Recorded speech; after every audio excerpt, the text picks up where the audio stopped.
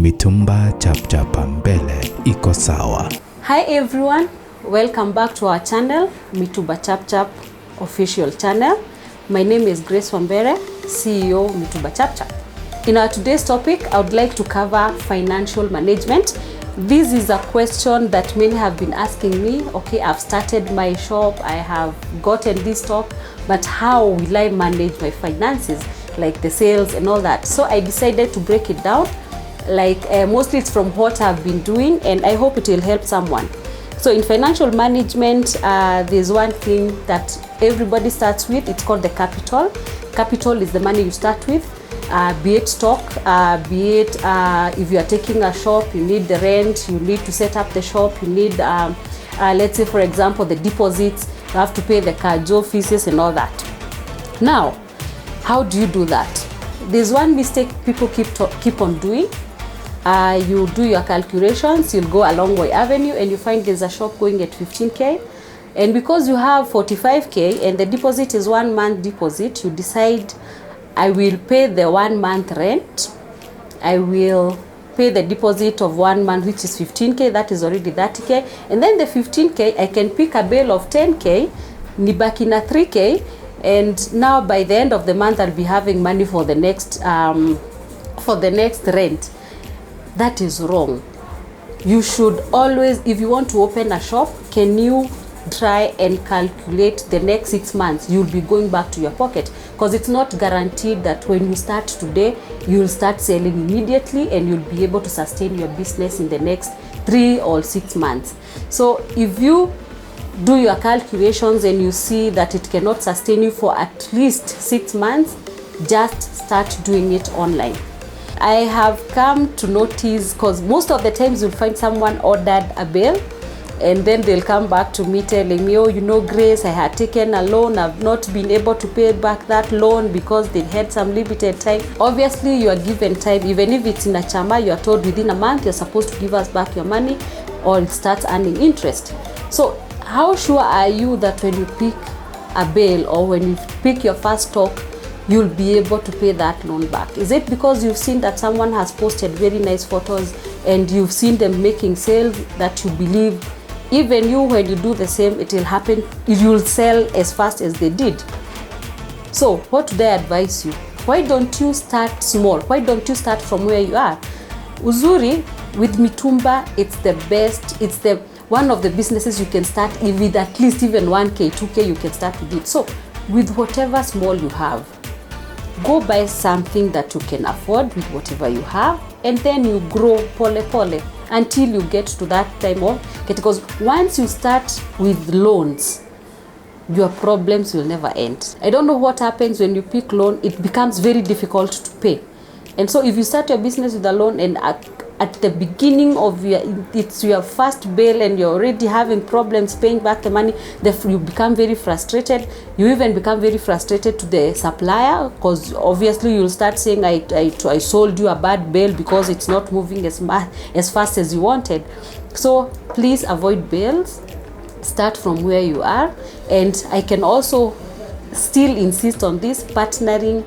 It's also another thing that is bringing people into problems. For someone will be like, I have this amount and you have this amount, so why don't we come together, we buy and then we sell together. Then at some point in the middle, vita inaanza. Why? Because someone will be like, I'm putting more effort and you are just sitting there and you're expecting us to share profits. So start alone and start from where you are. I would like to at least explain a little bit on managing your daily sales, because Mitumba is one of businesses where daily you are selling something. You're either selling a top at 100, you're selling something at 200, but you might find out by the end the day is ending, you don't have that money. Mostly as women, you will sell a top at 200, and then a hawker will pass by with a yogurt, unanunua yogurt ya 90 bob, then ukitoka unapata sijui top ya 100 unanunua, so you've spent all your money. Now, I have done a small breakdown of what we normally do here at Mitumba Chapchap. So we have, normally this is how I do it. I'll take a book. Everybody can afford a book. We call the choir, the for choir. You can take the 80 pages one, for example, and then you divide it in the middle. Just make sure the one side is for the sales and the other side is for the expenditure. So let's say, for example, today is the 13th. You've bought a bale of chiffon tops. You're opening it. It's 19K and you got around 273 pieces. So each and every client who comes there, you'll be naming them. You don't have to name them with their names. You can say, like, for example, client number 1 took 2 pieces at 300 each. So from that client you got 600. From the client number 2 took 4 pieces at 300. So that was 1200. Continuously, if there's someone you're selling in wholesale, for example, you'll be taking like 20 pieces at 200 bob. That was 4K. And then at the end of the day, you'll do the totals of whatever you've sold. You might be having something else in your shop, in your stock. Maybe you have dresses that you had opened before. So you'll just be making sure you're naming them, like client dresses, 2 dresses, like that. Then on the other side, you have the expenditure. You decided to have a lunch. I love chicken a lot. Chicken ya kuzunguka, and so I'll have to make sure nimeandika. Maybe a client came and you offered to buy them some carrier bags because they didn't have, after that customer service, which is still okay. Maybe you had some breakfast, you bought some yogurt. Maybe wherever you are, we have different settings. Like us in town, we'll have to pay the kanjo. We do it annually. In other places, I believe the kajos go collecting money. Maybe it's like every day 50 bob or 100 bob.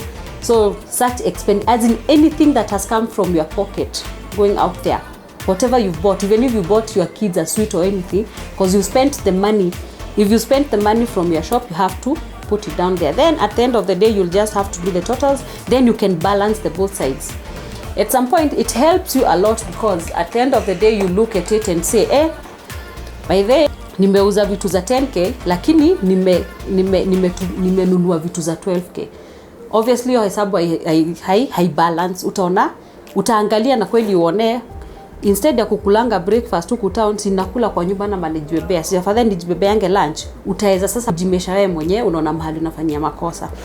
The beauty of this also is, by the time you are deciding to stock another bill, you can always go like weekly, like on a Friday. You sit down na unaenda from Monday niliuzanga chiffon tops za this much, Tuesday niliuzanga za this much, hivyo. So you can actually be able to tell within a week, hii bill yangu nimeuza like 15K, nilikuanga nimenunua 19K, nimebakisha like 4K, ndio nijaze. Unaweza anza hata kuhesabu your pieces. Unaona the pieces that are remaining, I can even now lower the prices, nianze kuzipangilisha, ujaze pesa, upate profit yako, ndio uweze kuendea mzigo yako. I hope that one is very clear, and if anybody has questions, you guys have my number. You can also visit us. We explained it because hapa ndio watu wengi wanapotelea kuspend pesa na kuweka records. Still at the financial management, not everybody has that discipline of like, I've been paid this amount kwa M-Pesa yangu, I can keep it there until I get the next bill. Not everybody has that. Some will just have that urge of spending that money. My advice has always been, now that our government has allowed us, we have the e-citizen, like for you to register your business, actually it only takes like 100 bob and you can 1,000 bob, sorry, and you can do it right from your own phone. So after, what are the benefits of registering your business name? If you register your business, first of all, after getting the certificate, it's called the BN, you can go to any bank and get a business account. After getting a business account, you are qualified to have a pay bill number, or maybe the till number, which comes in handy, because if your client comes, nowadays not very many people are moving with money, and if we have to keep on sending money to your M-Pesa, and then in the evening you are called, you gas imeisha, so unakumbuka, and I have this money, wacha nitumie hii, instead ya watumie makadi niko na hii. If that money iko kwa bank, utapata hata ni ngumu hiyo time kwenda kuichukua. Easy accounts wanga na advice watu, get a checkbook, meaning haina any mobile banking. So pale ndio utakuwa unaweka ile pesa, unajua after I have bought this bill, the money that I'm getting, a part of this, kama nimeuza this amount, a percentage of, maybe the half of it will be going to this account. Ndio by the time I'm finishing this bill already niko na capital pale ya kurudisha hii bill. Lakini usijiweke zote pamoja. Na zako za expenses either unaweza bakisha kwa M-Pesa ama kwa to your personal account. Make sure this business account, kama wewe si wale watu wako na discipline, haina mobile banking, haina online banking na haina ATM card. Wacha ikuwe tu ni checkbook, meaning lazima unaenda kwa bank kupanga line. Itakuwa imekusaidia sana.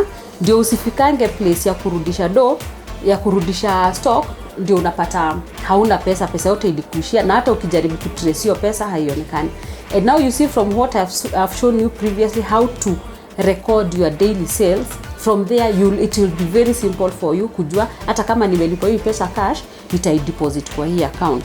So that will be very very important. If you can get an account, a business account, register your businesses. It feels very good when someone comes to your shop and they pay, and then your name just appears there.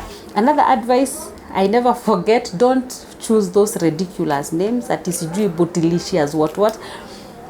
Tafuta jina yenye ukisikia once you don't forget it. Like let's say for example, everybody who hears of Grace Wambere, they connect Grace Wambere with Mituba Chap Chap. You hear Mituba Chap, you hear anything Chap Chap, you are like, by the kuna kwanga na Mituba Chap Chap. So make it a brand, make it a name that it's easy to pronounce and it's easy to remember. It's not so long and it's unique kind of. Hamwezi kosa. Sawa. Let's talk about setting up a shop, be it a physical shop or an online shop. Many people are having difficulties with the online because actually this is something that has gone viral, as in online has been embraced after the COVID period, the corona, because many people are working from home, so they started embracing it. But before that, not so many people were really into it, and so many people are entering into it na wanakuwa na pingamizi mingi sana. I'll have people asking me, how do I even do a page, for example. Already you have an account, ukienda kwa pale kwa settings na kuonyeshanga pages, na itakuuliza if you want to create a page. To create a page, what is the beauty? The beauty of a page is, page unaweza weka as many photos as you want, you can put as many information as you want, you can share it as many times as you want, to groups, to everywhere, to your personal, you can share the links on your WhatsApp status and all that. So how do you set up an online shop? If it's, for example, an Instagram page or a Facebook page, what are the key things you're supposed to look at? Sasa unataka kuniuzia top online. That top is red, lakini umepiga picha imetoka ikiwa ya orange. I'll see it, I like it as orange because that's the color that I've seen, and then you deliver it to me na itakuwa ni ya red.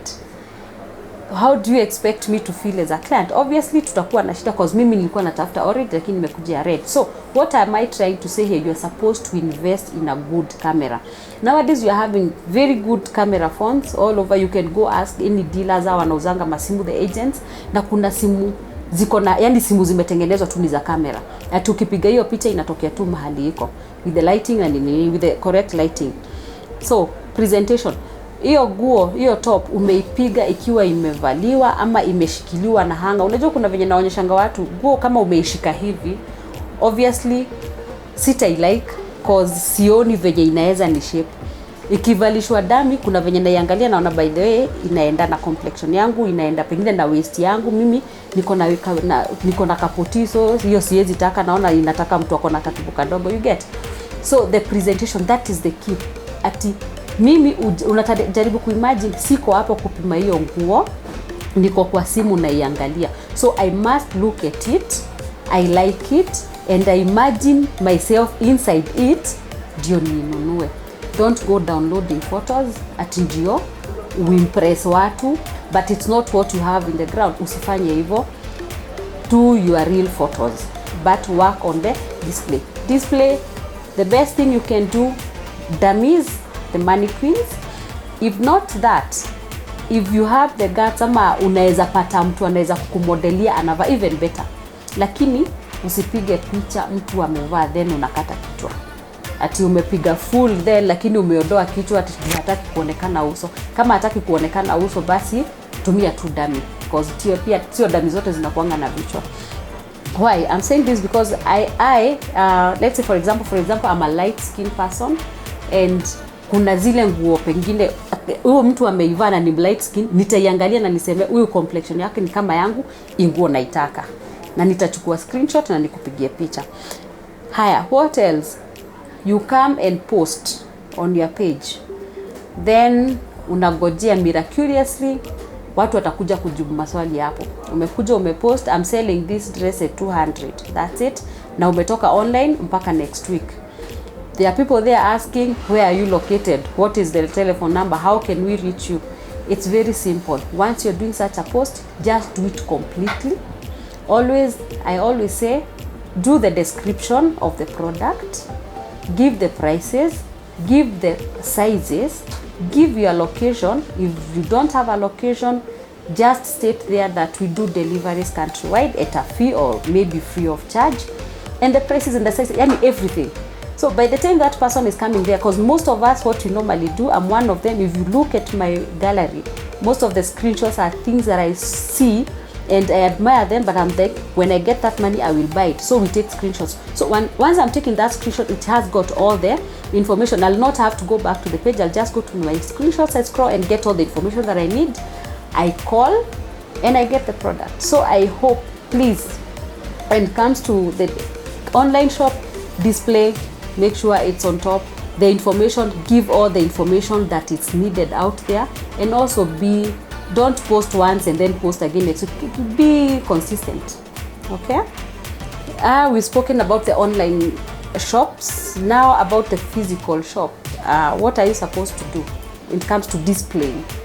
I try to say the best thing, make that place very clean and tidy. If you're doing shelvings, for example, if you have to fold clothes, can you just unazipanga na like ages? If you're doing kids, if you're doing like ladies and all mixed up, like the tops, you can decide you'll be hanging them, unatengenezea chuma mzuri, alafu imake ikuwe na space. By the way, it can be very small but very tidy. Zile vitu sio lazima zikuwe hapo unaekanga kwa box unaekelea mahali juu, but just make sure it's tidy. It's easily accessible, as in mtu akiingia hapo ana feel at home. And actually also it's very, very important to get shop attendants who are very friendly, because kama ushaingia mahali kwa duka and you don't feel welcome, so you just go back. So it's very simple.